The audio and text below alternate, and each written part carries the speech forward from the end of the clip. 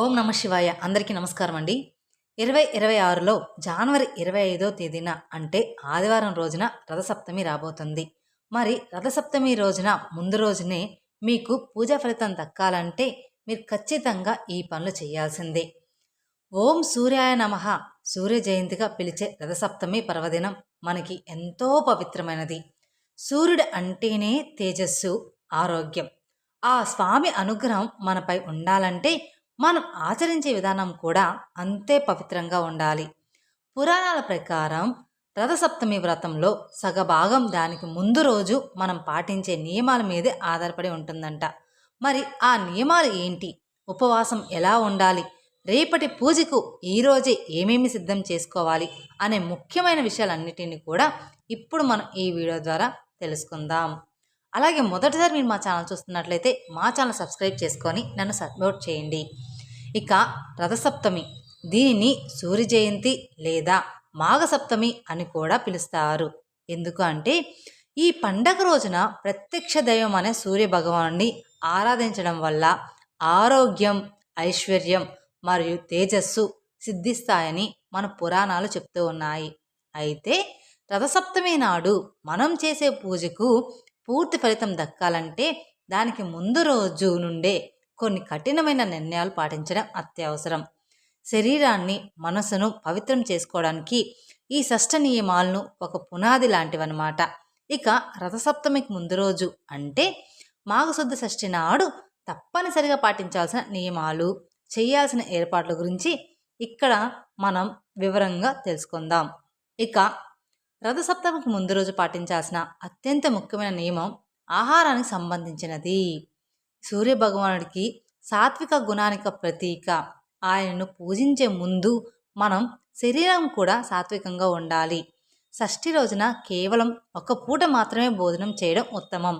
మధ్యాహ్నం సాత్విక ఆహారాన్ని తీసుకొని రాత్రికి ఉపవాసం ఉండాలి, లేదా పండ్లు, పాలు లాంటివి అల్పాహారంగా తీసుకోవాలి. అలాగే షష్ఠి రోజున వండుకునే వంటకాలలో నూనె వాడకూడదు. నూనె లేని ఆహారాన్ని తీసుకోవడం వల్ల శరీరంలో కొవ్వు పదార్థాలు తగ్గి నిద్రలేమి, బద్ధకం వంటివి దరిచేరవన్నమాట. మరుసటి రోజు బ్రహ్మముహూర్తంలో నిద్ర లేవడానికి ఇది సహకరిస్తుంది. ఇక మాంసాహారాలు, మద్యపానం అలాంటివి సేవించకుండా ఉంటే చాలా మంచిదన్నమాట ముందు రోజే. ఇక మాంసాహారాలు, మాంసాలు, ఉల్లిపాయ, వెల్లుల్లి వంటి తామసిక ఆహార పదార్థాలను పూర్తిగా విస్మరించాలి. ఇవి మనసులో కోరికలను, కోపాన్ని రేకెత్తిస్తాయన్నమాట. కాబట్టి వీటికి దూరంగా ఉండాలి. కొంతమంది సాంప్రదాయవాదులు షష్ఠి రోజున ఉప్పు లేని ఆహారాన్ని కూడా తీసుకుంటారు. ఇది శరీరాన్ని డీటాక్సిఫై చేయడానికి కూడా అద్భుతంగా పనిచేస్తుందన్నమాట. ఇక్కడ శరీర శుద్ధి కోసం షష్ఠి నాడు కొన్ని ప్రత్యేక నియమాలు పాటించాలి. రథసప్తమికి ముందు రోజు జుట్టు కత్తిరించుకోవడం, గడ్డం తీసుకోవడం, గోళ్ళు కత్తిరించడం వంటి పనులు అస్సలు చేయకూడదు. సాధారణంగా పండుగలకు తలస్నానం చేస్తాం, కానీ షష్ఠి రోజున ఒంటికి లేదా తలకి నూనె పట్టించి స్నానం చేయకూడదు. నూనె భోగాలకు చిహ్నం. మనం రేపు చేయబోయేది తపస్సు లాంటి పూజ కాబట్టి ఈరోజు భోగాలకు దూరంగా ఉండాలి. ఇక షష్ఠి రోజు రాత్రి పరువుల మీద కాకుండా నీళ్ళ మీద చాప వేసుకొని పడుకోవాలి. దీన్నే భూశయనం అంటారన్నమాట. ఇది మనలోని అహంకారాన్ని తగ్గించి వినయాన్ని నేర్పుతుంది. అలాగే వెన్నుముకకు విశ్రాంతినిచ్చి ఉదయం త్వరగా మెలకు వచ్చేలాగా చేస్తుందన్నమాట. ఇక భార్యాభర్తలు ఈరోజు తప్పనిసరిగా బ్రహ్మచర్యం పాటించాలి. శారీరక సుఖాలకు దూరంగా ఉండి దైవ చింతనలో గడపాలన్నమాట. ఇక శరీరంలో పాటు మనసు కూడా రేపటి పూజకు సిద్ధం కావాలి. అందుకే వీలైనంత వరకు కూడా తక్కువగా మాట్లాడాలి. అవసరమైతే తప్ప నోరు ఇప్పకూడదు. దీనివల్ల శక్తి ఆదా అవుతుంది మరియు మనసు అనేది ప్రశాంతంగా ఉంటుందన్నమాట. ఇంట్లో గొడవలు పడడం, ఇతరులను నిందించడం, అసూయ పడడం వంటివి అస్సలు చేయకూడదు. మనసు నిర్మలంగా ఉంటేనే సూర్యుని తేజస్సును మనం గ్రహించగలుగుతాము.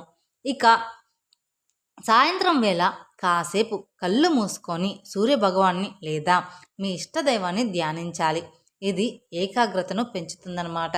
ఇక రథసప్తమి పూజ ఉదయం సూర్యోదయానికి ముందే మొదలవుతుంది కనుక ఆ సమయంలో హడావిడి పడకుండా ఉండాలంటే షష్ఠి రోజు సాయంత్రమే అన్ని వస్తువులను సిద్ధం చేసుకోవాలి.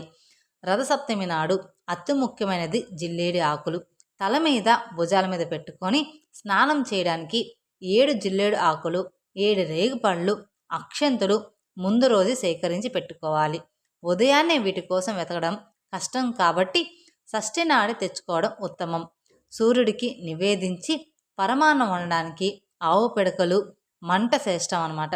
వాటిని సిద్ధం చేసుకోవాలి.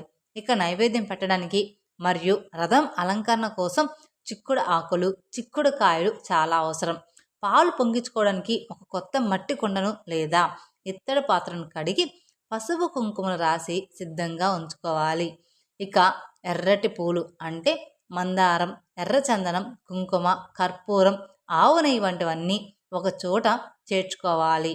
షష్ఠి రోజు ఉదయాన్నే ఇల్లు మొత్తం శుభ్రం చేసుకోవాలి. సాలెగుళ్ళు దులపడం, దుమ్ము లేకుండా చూసుకోవడం ముఖ్యం.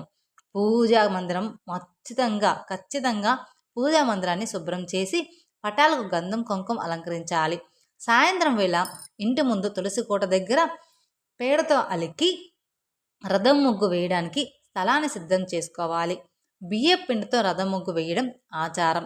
షష్ఠి రోజు రాత్రి నిద్రపోయే ముందు రేపు ఉదయం బ్రహ్మముహూర్తం నిద్ర లేవాలని, సూర్యభగవాన్ని నిష్టగా పూజించగలగాలని గట్టిగా సంకల్పించుకోవాలి.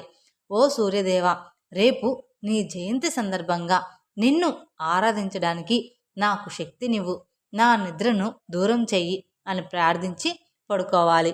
ఇక రథసప్తమి అనేది కేవలం ఒక పండుగ మాత్రమే కాదు, అది ప్రకృతితో మైమక్యమై ఒక అద్భుతమైన ప్రక్రియ చేస్తుంది. పైన చెప్పిన షష్ఠి నియమాలన్నీ పాటించడం వల్ల మన శరీరం తేలికపడి మనసు నిర్మలమై సూర్యుడి నుండి వెలువడే అనంతమైన శక్తిని గ్రహించడానికి సిద్ధమవుతుందన్నమాట. కాబట్టి భక్తి శ్రద్ధలతో ఈ నియమాలను పాటించి సూర్యభగవాను కృపకు పాత్రులవుదాం.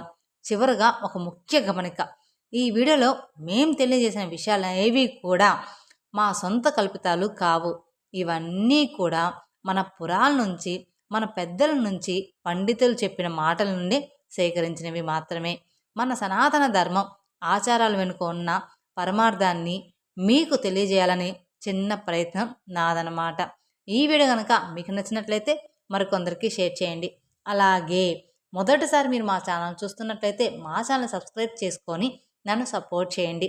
అలాగే అందరికీ ఉపయోగపడే ఈ విలువైన సమాచారాన్ని మీ బంధుమిత్రులకు, స్నేహితులకు షేర్ చేయండి.